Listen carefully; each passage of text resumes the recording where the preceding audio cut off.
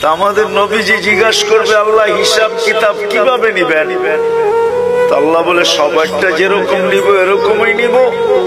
তা আমাদের নবীজি বলবে, যদি সবার সামনে আমার উম্মতের হিসাব কিতাব নেন তাইলে তো আমি তো লজ্জিত হয়ে যাব, কেননা আমার উম্মত তো দুনিয়াতে গুনাহ করছে, আমি তো লজ্জায় পড়ে যাব। তা আল্লাহ জিজ্ঞাসা করবে, তাইলে কিভাবে নিব? তো নবীজি বলবেন যে আমাকে নিতে দেন, আমি আলাদা ভাবে নেই। আল্লাহ প্রশ্ন করবে, আপনাকে যদি নিতে দেই তো আপনিও তো আপনার উম্মতের গুনাহগুলা দেখবেন, তখনও তো আপনার চেহারাটা লজ্জায় ছোট হয়ে যাবে যে তোমরা আমার উম্মত হয়ে এই গুনাহ করলা, তো করলা কি কইরা, ঠিক না? সত্য তো?